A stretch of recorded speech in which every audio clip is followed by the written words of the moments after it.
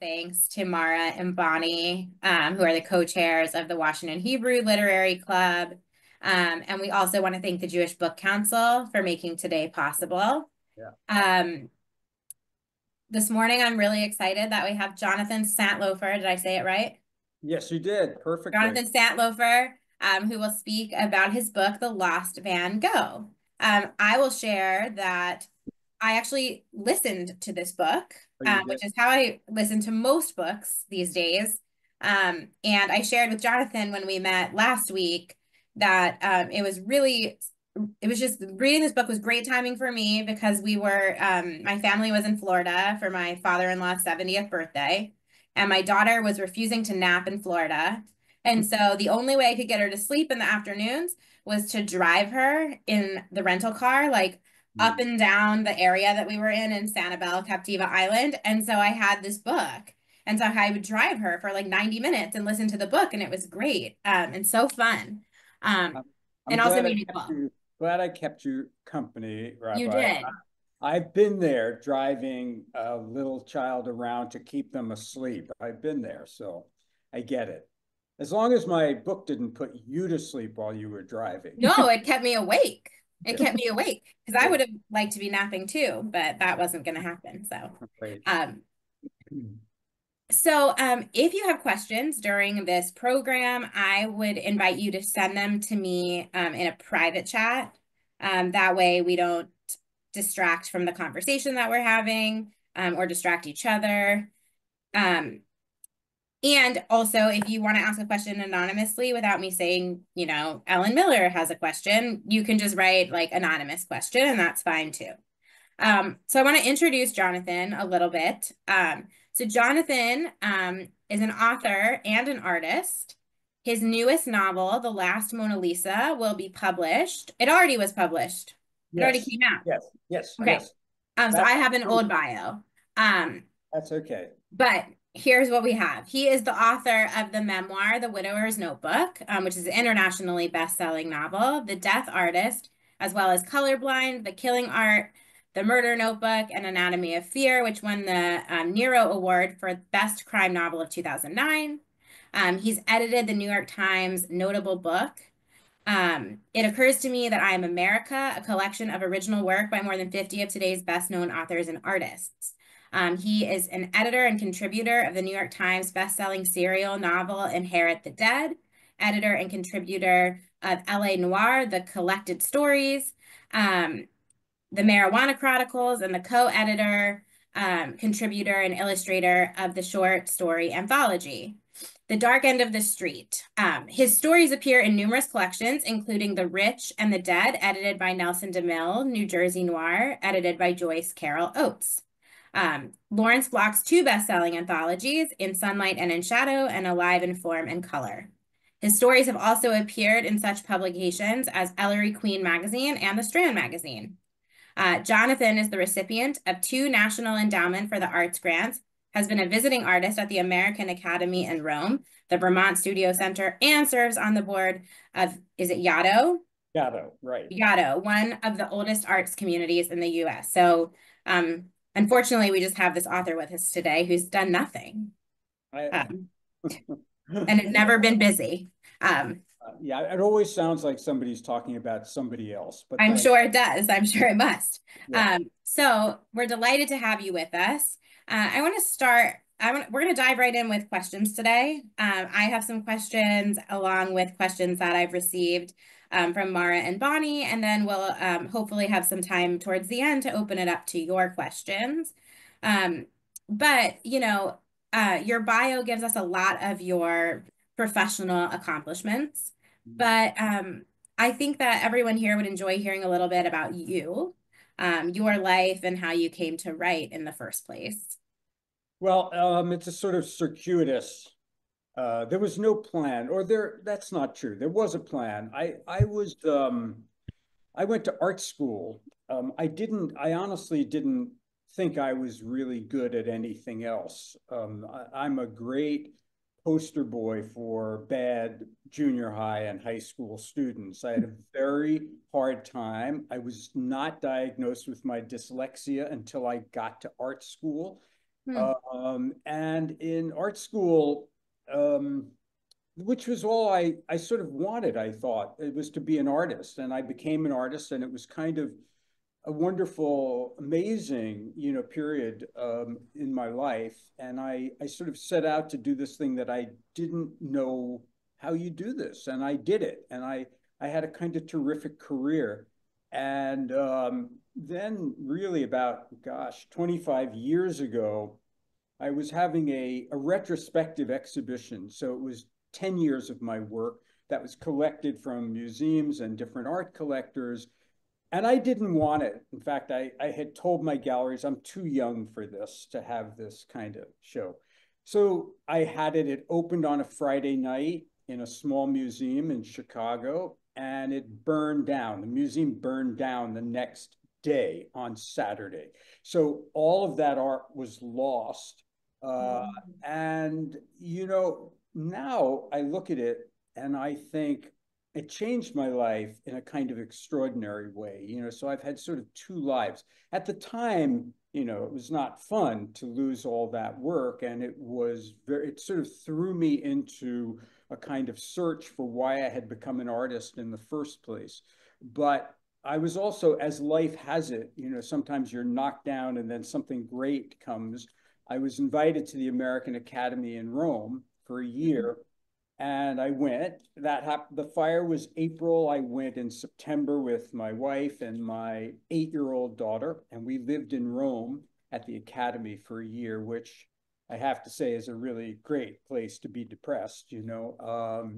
Just beautiful. And but I did paint and I was drawing, but I had trouble, and I started a novel.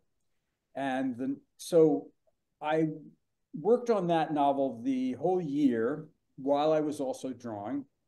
And when I came back to New York, I read that novel, and it was a very serious novel about a mid-career artist who had lost all of his work in a fire. So you know who that was. And Hmm. I really didn't like the book at all. I did not like the character. I thought he was entitled and whiny. And so what I did was I gave myself an exercise and I killed the character on the page. That was me. And after I did that, I really literally killed him on the page. I thought, gee, this is fun. I think this is what I want to do. And I abandoned that novel and I started a new novel called The Death Artist. And it was a sort of satire of the art world. Um, and amazingly, a really great agent took that book on and sold it very quickly. And it was, I thought it was a sort of funny satire about how ridiculous the art world can be. But as my agent said, nobody else knew that it was a satire. So People magazine said it was the scariest book of the year, which I thought, really? But anyhow, that was a good thing. And then what happened was, because that book was successful, I had got a contract for two more books, which was more terrifying than anything because I had not planned on it. So that's a kind of quick synopsis. And then for the next couple of years, I tried to maintain my art career and this new writing career, which was very difficult. And I would say at that point, I was an artist who wrote, and now I'm a writer who draws every day and does some other art related things. But I pulled out of the serious art world because it was just too much for me to do. And I just embarked on my new life, which was interesting. So anyhow, that's a kind of quick uh, of how I got to where I am now. I mean, the Lost Van Gogh is my seventh novel, and I've published 8 books since then, since I started. And I've been the editor of a whole lot of anthologies. You mentioned It Occurs to Me That I Am America, which is a very important book for me, where I invited 150 artists and writers, very well-known people, to, it was a moment in history that we're having again, to say what it meant to be an American to them. And we gave all the profits to the ACLU. So Right. it was a kind of a great project. And I would like to do another one. I don't know. It's a lot of work. So there you go, Rabbi. Now you tell Thank me. you. That's really inspiring, and it's always inspiring to hear about people who pivot or who create a second career out of, when they've been doing something else for so long. I'm Yeah. curious to know, now that you are a writer first and an artist second, what that writing process looks like for you. And you mentioned that for your books, you do a lot of research. So what does that research process look like? And then I have a third question that we didn't talk about, but I thought of it as you were speaking. Is there anything about the creative writing process that feels similar to the visual arts creation process? Or does it feel like it's totally different?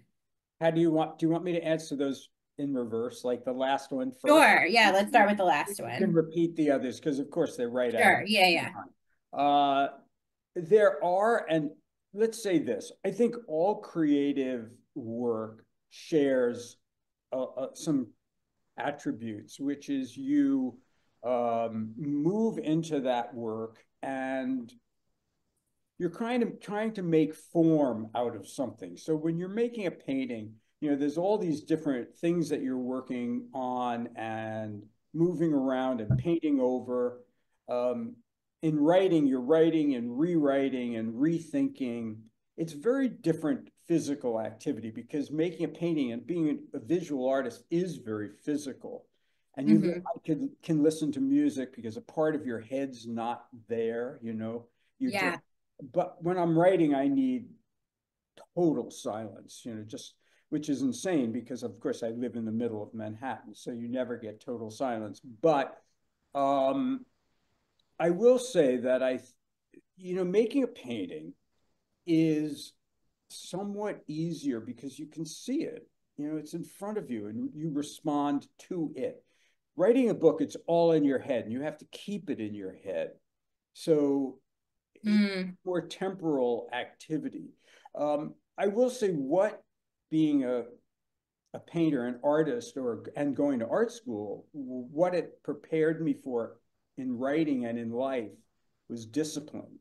When I went to art school a long time ago, it was very, very academic. So we had drawing every day for 3 hours, painting every day for 2 hours, color and design classes, anatomy classes, which nobody would have now, tons of art history.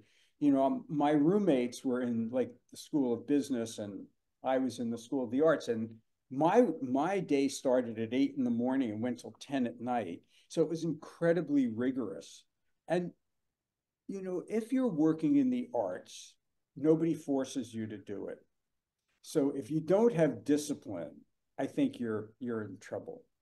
So that Mm. I think carries over and is something that has really helped me. So Right. You have to be very self-motivated for both. absolutely. I mean, there's the motivation of an exhibition coming, or I have writing contracts. I have Sure. a contract right now for 2 books. So, which is a good thing because I'd never finish them otherwise, Hmm. because I would just constantly rewrite and change. But you do have to. I think you asked what my day was like or how my writing What process. your writing process is like. Yeah, I mean, I what I've found is that I wake up, I have my breakfast, and I come into my studio and I start on my writing immediately because if I do anything else, those thoughts that have been in my mind early in the morning and as I was sleeping kind of get dissipated, so I don't check my email for a while. I don't do anything. I don't do the kind of real things I need to do in my life, like pay my bills or, talk to the business part of my life. And I try and do that every morning. What I do is I go over what I wrote the day before and rewrite and look at that. And then I move forward as I can. And that's sort of every day, if possible. And, you have to treat writing like a business. You absolutely must. And my graduate painting teacher, a man named George McNeil, who was part of the American abstract artists in the 40s and the 50s. And I just loved him. He came into my life at a very important moment. My father had died, and I never told George that I adopted him as my father, but I did. And he became my sort of spiritual art father. But he gave us many things, and he did say, nobody forces you to do this work. You can't whine about it. You chose it. That doesn't mean I don't whine. I do. But, and he also taught us something very important about making any kind of art, writing, anything, which is you can't wait for inspiration, that you create your own inspiration. And you must work every day because you don't know what's going to happen. You could think this is going to be a terrible work day. I wonder, Rabbi, like if you go to write, A something, sermon. right, a sermon, you may not feel up to it that morning or that day, right? But Yep. as you write it, it starts to come to you, right? I'm asking you Oh, that too. yes. Yeah. I was thinking that. And I was also thinking that in as far as the creating inspiration, I find also I have to give myself enough space and time to think, whether it's like taking a walk and sitting in the woods or going for runs. I have to give myself that open space because if all I'm doing is checking things off my to-do list and doing my emails, then I don't get into that creative zone. That's an very important thing. Get also while you're working to get away from your work. I Yeah. mean, I take 3 walks a day. I try and walk like 3 to 6 miles a day. And the great director, filmmaker Mike Nichols, by the way, a very good biography of him came out a couple of years ago. He was a German Jew, by the way, and who came here and reinvented himself with a new name and kind of an extraordinary man. But he always said he got his best ideas away from his work. And what happens is, you're working away and then you take a walk and you think, oh, right, that's what I need. Yep. The light bulb happens Right. then. And Yep. then you come back and you do it. So I don't remember. What was your other? My Oh, other question was, it sounds like a lot of research goes into your yeah. book, and a lot of research went into the Lost Van Gogh. So what does that research process look like?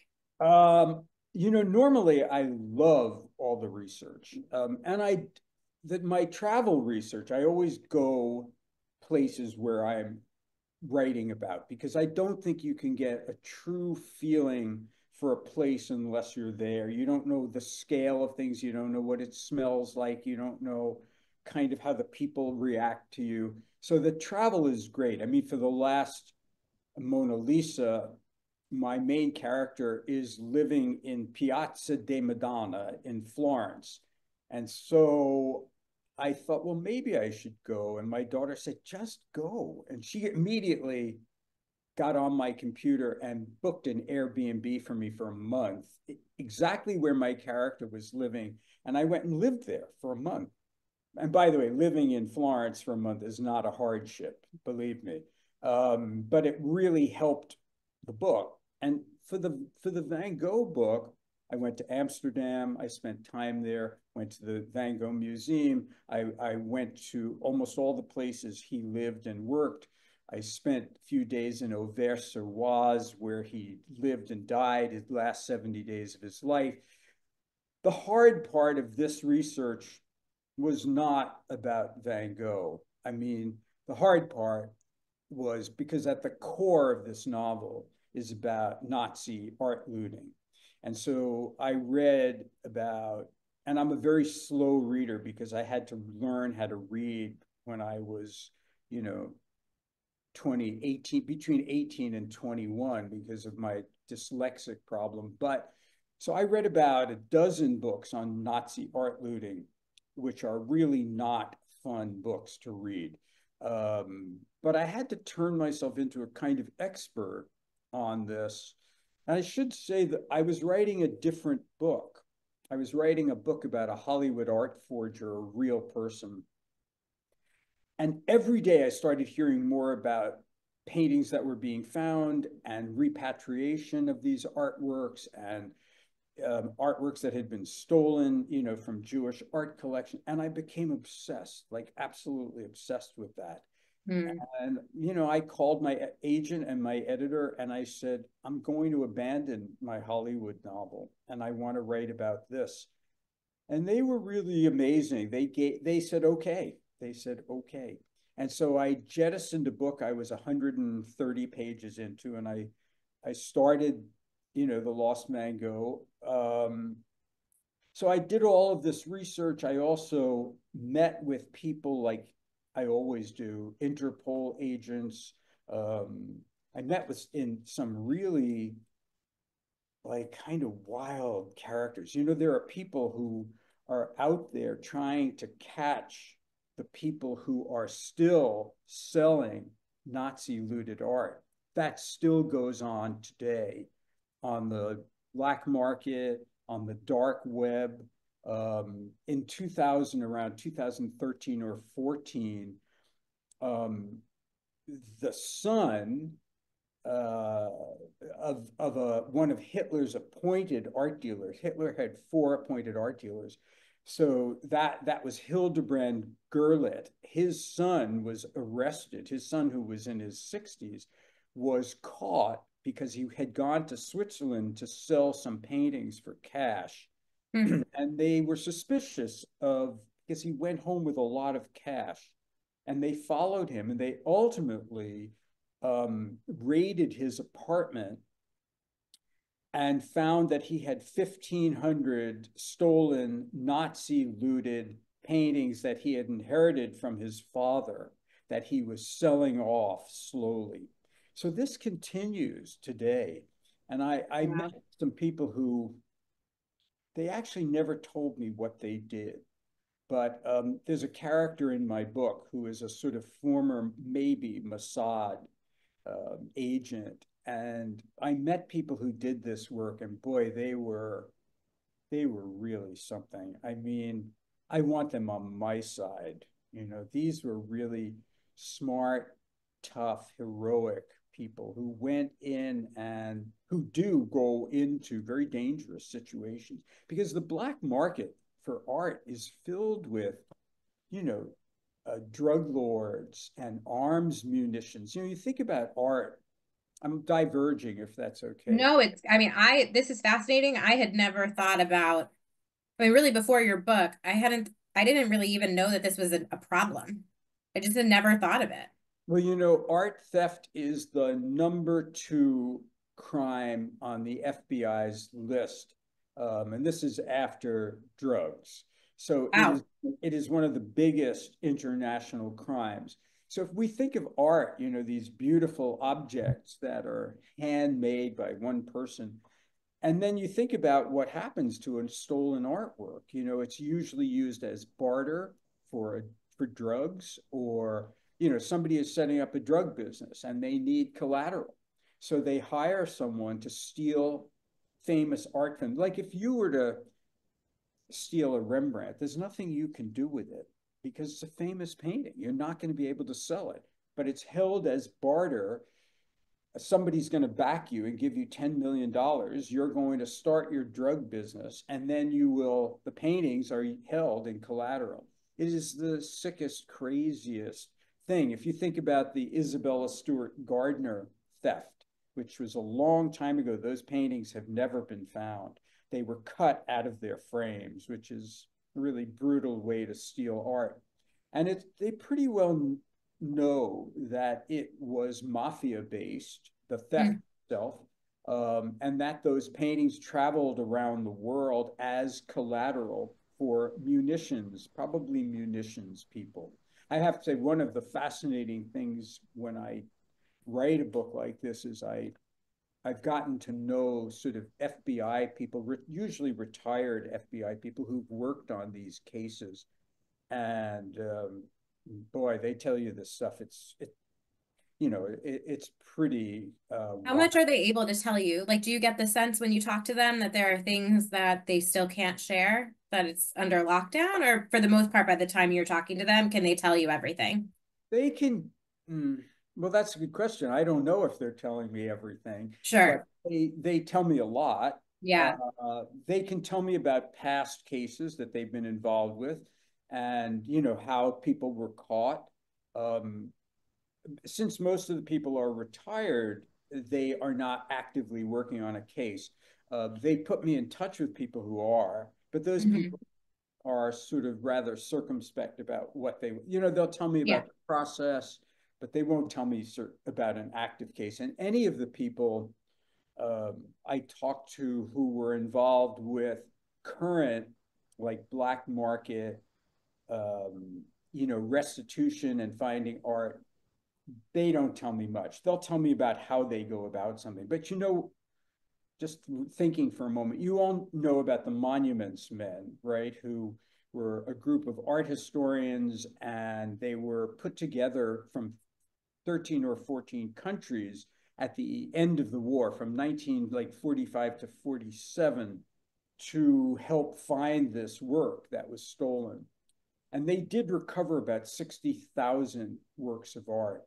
Now, the Monuments Men were great, but the problem was that that work was restored to the country where it was stolen from, not to the people it was stolen from. So the Hmm. problem in the future, which we've had, how do you get that back to the families that had that work stolen from them?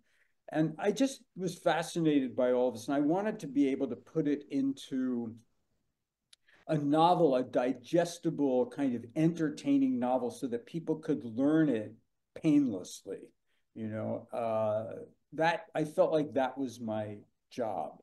I was very inspired by listening to an interview, a German interview with the film director Billy Wilder. Do you know Billy Wilder? Some Like It Hot, The Apartment.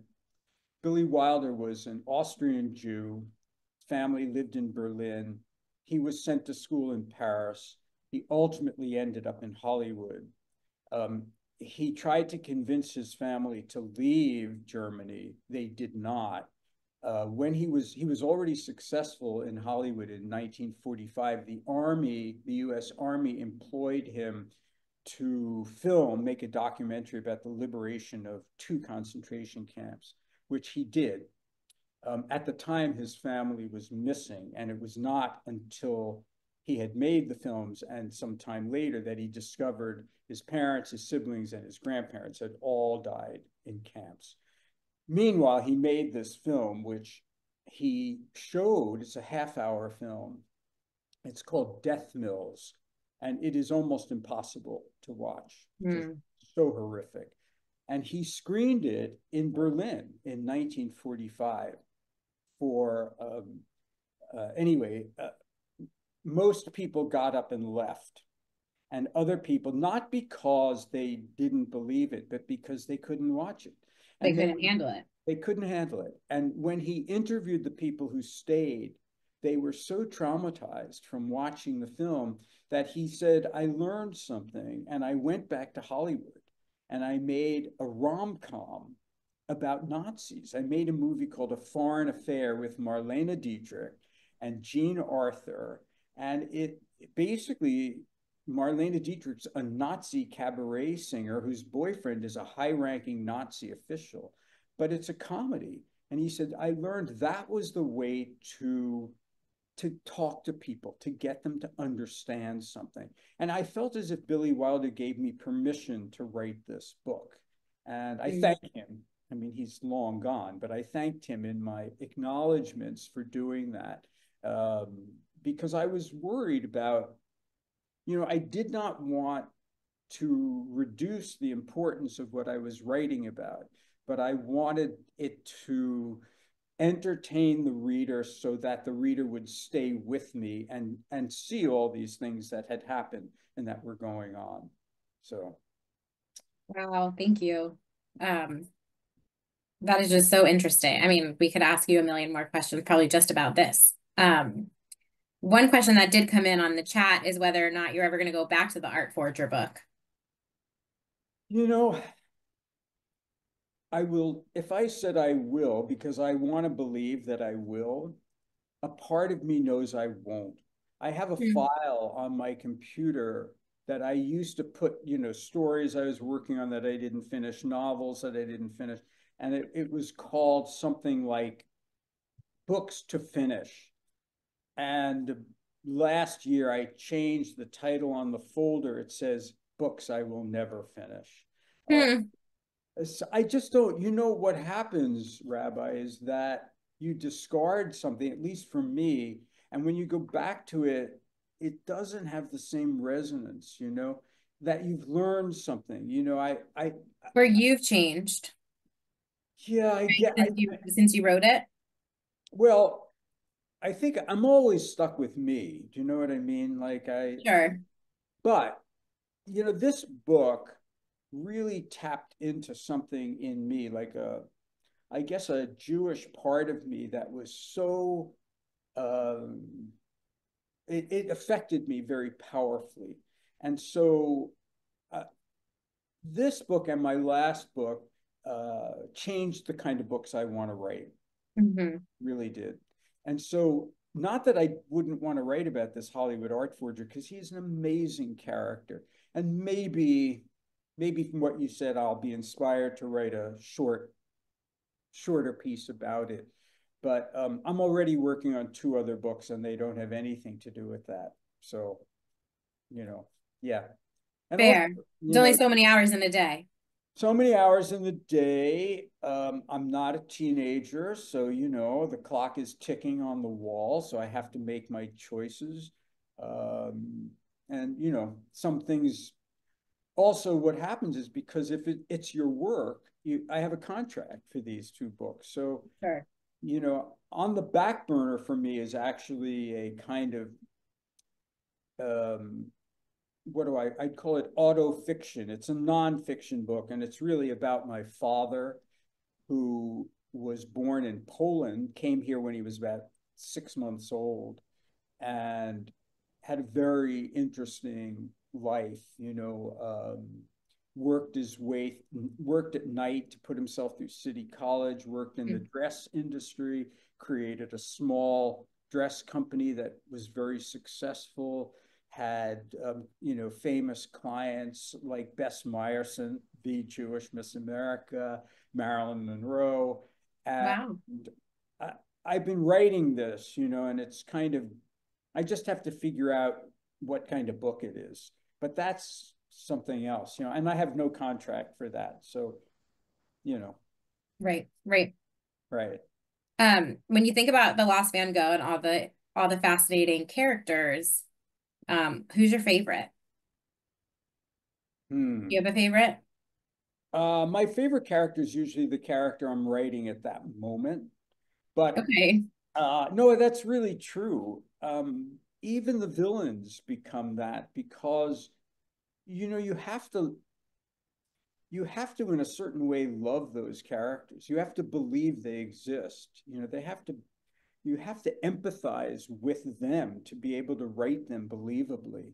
So Mm, I'm not saying that I love Goring when I'm in my flashbacks to the Nazis. No, but I am trying to inhabit what sort of mind this is, and also the conflict, the craziness of someone who loves art and is stealing art for themselves, and yet is part of, this evil, horrible um, killing machine. How do they, rectify these parts of their lives? And is it just blind to them? So there are characters that are easier to love. And I do actually love the character Annika in my book, who is the most complicated character, who is a mysterious character. And then we find out she's not who we thought she was. And she was that was a surprise character. She deserves her own book or her own Mm. series of books as a kind of Nazi art hunter. But I, yeah, I think it's, my characters stay with me for a long time. They kind of never leave me alone. I walk around and they're talking to me, and I start to lose my mind because I think they're real until and then I remember, no, no, no, no, no, they're not real people. That happens to me when I read a book too. Good. That's good. And Well, then I'm upset when it's over. Like with well, yours, I'm like, well, but wait, I'm attached to them now. What yeah, am I supposed to do now? well, then you pick up another book. Right. But, also because I play with fact and fiction, I'm also working with real people, like real French resistance fighters, or Yep. and so there's a mix, or the man who stole the Mona Lisa. So there's those real people, those factual people who are playing with my fictional characters, which is, I love that, by the way. Hmm. I think if Yeah, I you was going to ask you how much of the Lost Van Gogh was historically, like historical fact? And then how did you decide what to embellish or invent? when it comes down to it always comes down to what's best for the book. So if it falls on the side of fiction, then it's going to fall on the side of fiction.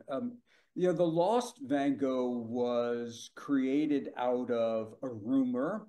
Van Gogh's young artist friend, Emile, not rumor, a letter, Emile Bernard, when Van Gogh died, his brother came from Paris, Theo, and Van Gogh was living in Auvers-sur-Oise, France. He was 37 years old. And at his funeral, they laid him out in the auberge where he was living, and they covered the walls with the paintings he had been making. By the way, he lived there for 70 days only, and he made 77 paintings in Mm. 70 days. I always point this out to my art students when they complain they have too much work. I want them to understand what slackers they really are, because Van Gogh makes everyone look like a slacker. Those of us who are millennials, we love that. We really appreciate that. Yeah. I mean, I try and remember myself, like, what are you doing? Why are you complaining you have too much? But anyhow, in the letter that Van Gogh's friend wrote to another friend about the funeral, he describes two portraits. And this one self-portrait that is Van Gogh's last self-portrait, by the way, not the painting there from the garage sale that people are saying. I don't know. If that turns out to be a Van Gogh, I'll be really surprised. But anyhow, um, he mentions another painting that sounds like a self-portrait that has never been seen. And I thought, what if that were the painting that disappeared from Van Gogh's studio? And so I used that as the painting that gets traced in my book. What my book does, as you know, since you did read it, is it takes place in the present, and then you go and you follow the painting, how the French resistance hit it, how it then got to the Germans, how it got on a train, how it ended up in the United States, and how it ended up in the hands of my protagonists. So what was there was the facts that I used were facts about art theft, but I borrowed them and put them into my fictional story. And whether or not this Van Gogh self-portrait really exists is questionable. I don't know. I would surely like to find it, um, and it would be worth a lot of money. So it's kind of interesting whenever Is some your next career in Interpol? Is that where we mine. go? Yeah. No. No. Well, I'm getting a little old for a third career, so I think I'll just stick with what I'm doing. Although I was telling a group the other night that because I've been writing about art theft for a long time, I go to a museum and I see a little painting, and my first thought is, gee, that could fit right under my jacket. Now, I would never do that. I also know that those museums are wired and there are Mhm. people watching me. But those thoughts go into my head because I've been talking and writing about art theft for so long. So maybe that's my next life, Rabbi. You know, you may have to counsel me out of my Out art. of art thief, out of Yeah, being an art thief. how Okay. to not be an art thief. You How to know. not, yeah, I mean, we can start with the 10 Commandments, right? Do not Very, steal. yeah, So, right. There you go. um, It's pretty basic, right? yeah. Right. Um, Yeah. so, um, you've mentioned Van Gogh's death. Mhm. And one of the questions that I received from Mara and Bonnie, which is a great one, is what can you tell us about Van Gogh's death in the last 3 months of his life? Okay. Um, I won't give you the definitive answer because it is in my book. I play Van Gogh's life against the present day crime. So the accepted version is that Van Gogh killed himself, that he shot himself. But I'm going to put this out there to you. So he shot himself not in the head and not in the heart.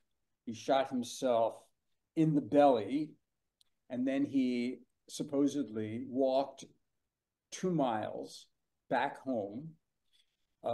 It took him 2 days to die because it was a very ineffective way to try and kill yourself. There were these boys in the town of Auvers-sur-Oise who used to torment him and would, Van Gogh was, as we know, a rather tortured individual.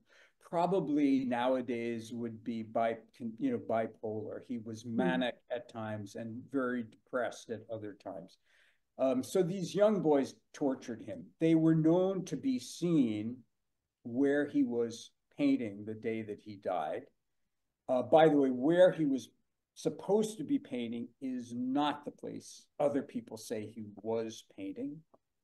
Um, the people know everyone in the town of Auvers-sur-Oise was questioned. Not everyone, most people were questioned.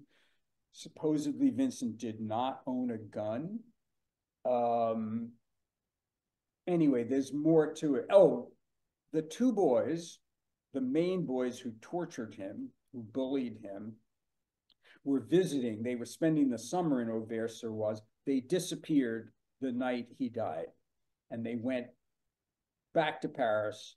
And they were interviewed in their 50s, and they said, no, no, no, no, we had nothing to do with it. But I leave it to you to say what happened to Van Gogh. By the way, that one of those boys had a gun that he always was showing off in town that often misfired. The gun that supposedly killed Van Gogh was found a few years ago, not proven to be the gun, but they say it's the gun. And it was auctioned. It was sold for about 200,000 euros. But it was found on a farm about 2 miles from the center of town where Van Gogh was painting that day. By the way, As if someone tried to bury the murder weapon. perhaps think about this. His easel, the painting he was working on, and his paints all disappeared. They were not found. So Van Gogh did abandon them and walk back to town injured. Why would he have cleaned up the crime scene and thrown those things away? So I think you should read my book. There's a thing at the end of the book where Luke and Alex talk about what they believe happened. Mhm. You're reading a diary entry from Dr. Gachet's assistant. Dr. Gachet was the actual doctor who was treating Van Gogh in Auvers-sur-Oise. So there's a lot of speculation about what really happened to Van Gogh, you know. So, but I'm not going to tell you exactly, although I think I've given you enough clues, right? Yeah. I think, yeah, I can read between the lines. Yeah. Good. I'm sure you can. Right. Um, One question that came in, and also this is a good time if you have any questions that you really want to try to get to chat them to me. One that came in, and I was thinking it too, is that the Lost Van Gogh, and maybe other, I haven't read other books yet that you've written, but they seem like they could really nicely become films. Have you Well, thought about any of these books becoming they're movies? Has anyone optioned. approached you about that? Yeah, they're optioned. All of my books have been optioned. One of them, Anatomy of Fear, uh, has been in pre-production for television. But none of them have yet made it to the larger small screen. You know, it's a very difficult time right now for Hollywood. The transition to the small screen has been problematic. The writers' strike, streaming has made it problematic. I think, yes. I mean, my entertainment management company has been, is working on all of those things. I've become rather cynical about the Hollywood aspect because they're always about to happen, and then at the last minute they fall apart. So Hmm. what I would say is, if it happens, great, and not, but I never think about it. I really don't think about it because it's not my job. And even when they approach me, as it has happened, and they ask me, do I want to write, let's say, the screenplay, or I don't really want to. It's a different medium. Let them do it. Hopefully, they won't ruin it. But Yeah, I was going to ask, do you have reservations about it? Because I do think so often people have the experience that they watch the movie of the book that they loved and they feel like the movie or the show didn't do the book justice. I mean, I can say for sure I've had that experience. sure. I mean, again, they're two very different mediums. Hmm. As I said, I'd prefer if they do them, not that they didn't ruin them, but I'm probably, writers have very little say in that part of what happens to their work in that way. So, I mean, one of the companies that's approached me is thinking about a series. So it would be, you know, the Last Mona Lisa, the Lost Van Gogh, as a series with Luke as a character. And they have a list of actors they want to go to, and one of the places, which is interesting, asked me if I thought it was okay if they made Alex, who is Luke's girlfriend, but she's much more than his girlfriend. She's an art historian, and they're thinking about making her black. And I say, well, that's just fine, but you might want to remember I'm sort of ruining something. But in the last Mona Lisa, her father turns out to be a really evil character. And I wondered if they wanted to turn the most evil character in my book to have him be a black man. It shifts a lot of things. Yeah, it's so important that you said that. But, again, I won't have say in that. It would be nice, I mean, the books get optioned and re-optioned, and they send you a little check, and that's nice. But we'll see. I don't know. I if it happens in my lifetime, that'd be nice. So If it happens, can I come to the premiere? sure, let's do Okay, it. So great.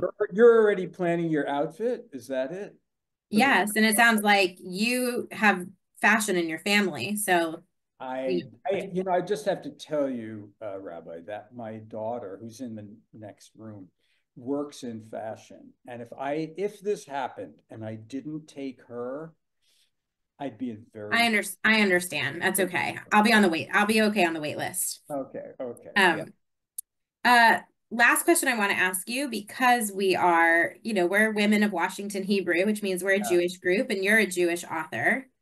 Um, how much of your Jewish identity or upbringing influences your work, what you write about? You had this really beautiful scene in the book about going through the Anne Frank house. Um, if you could speak to that a little bit, I think it'd be interesting for our group. Yeah. Well, that scene going to the Anne Frank house, I didn't I didn't realize that was going to be part of the book, which was very foolish of me, because of course it would be, because I'm talking about art restitution and I'm talking about the Nazis. And, when I was going to Amsterdam, I tried to make a reservation at the Anne Frank house and I couldn't get one. So I ended up pulling strings and talking to one friend and one curator, and they got me to a curator at the Anne Frank House who took me through the back rooms and parts the public never sees. And then I said to him, I need to go through it with the tourist because that's how my characters would see it. So in terms of my, this book, you know, being Jewish affects everything of who you are. I mean, there's just, I mean, it is. It's I was born in New York City. My parents then moved us to Long Island, to the town of Jericho, Brookville, when I was 12. And it was fairly traumatic for me, I have to say, because at that point, there had not been the Jewish influx. That didn't happen until I was in high school. So Mm-hmm. I was one of two Jews in the school, which was when I say interesting, it was also kind of disconcerting. And, I actually wrote a little about that in an anthology that's out now called On Being Jewish Now. And I wrote about my grandfather, who was one Oh, of I the, have that book. oh, you have it. Well, I wrote a piece Oh, of, wonderful. I haven't read it yet. A congregant gave it to me, actually. well, I, I wasn't sure if I wanted to write for that. And I said that in some ways, because I grew up as a sort of outsider in my earliest part of my life, I was not forthcoming about being Jewish because it was difficult. But now with what's going on in the world, I mean, it's practically the first thing I tell people, and I mean, if they don't know from looking at me, but I think, my family, I was I think, very typical of Jews. I mean, there was no question about education. I was going to go. My parents wouldn't let me go to an art school that was not a university as well. Um, so I think it's infused so much of, and probably will infuse more of what I do, but sometimes not the literal plot of Yeah. something. Do you know what I mean? Yeah. Uh, but certainly this book was enlightening and made me, well, I think it made me not only aware of being Jewish, but it brought up a lot of the fears I had had when I was very, very young. Hmm. So, and I can't begin to tell you how many fights and almost lost friends I've had now over Gaza. And I don't know if any of you read the little New York Times article few days ago about the woman at the UN who is their expert on genocide and from Kenya. And she has been absolutely saying over and over again, what's happening in Israel and Gaza is not genocide. This is a war. This is a retaliation. This is war. This is not genocide. And the UN fired her because she would not call it genocide. She's been fired. So this is, really a scary thing to think about. But I do think it'll be interesting. I want to follow this woman and see where she goes. So imagine firing your own expert on genocide because this person will not label something that she says is not genocide. So anyway, I've gone a little off topic, but my Jewish identity is very important to me, and I'm very proud to be Jewish. I mean, just an example of doing Jewish book council things. Yeah. Nobody organizes book talks better than the Jewish Book Council. No one. Well, we are the people of the book, Yeah, so yeah, we should organize it very well. right. I grew up in a household like that. And my yeah. I mean, it was just yeah. So I think it's interesting. I wanted to write a nonfiction. I'm thinking about writing a nonfiction book that will trace my father's mother her route to America and how she went back to Poland and managed to get her mother out of pre-war Poland. Wow. Interestingly, I should tell you that when I proposed this to my publisher, they said, we're not really looking for Holocaust stories. Huh. So, yeah, and unless you're putting it into a thriller, which I managed to do. So maybe I'll take that and I'll hide it inside a thriller so they won't know what I'm writing, Yeah, like a mini protest. Yeah. Bonnie says she'd read the book, so. Okay, Bonnie. Thank you. Yeah. So Well, anyway, thank you so much. This was really such an enriching and meaningful conversation. Thank you. I hope that we get to have you back again. And all you have to do is invite me, So yeah, I'll invite you again if I go to the movie premiere. We can make a deal. No, I'll tell you, I think you have a very good rabbi here for many reasons. One that I'm just discovering is that this woman doesn't give up. She's still coming to that. She's coming to the movie premiere that doesn't even exist. Rabbi, you are going to have to fight with my daughter. And No, you'll get to. I think you'll get to. I really do. Okay. Or maybe like I'll come and do like a blessing or something. Like I won't be your guest. Like you'll suggest to me for like an invocation of sorts. Well, you can be my handler. How's that? Oh, Or great. my spiritual advisor, which makes much more sense. Right. Like, we had a good chat about the 10 Commandments, and I think you're going to think a little more carefully when you're in the museum. Well, I'm calling you every week now. You're my new therapist and spiritual advisor. So, okay.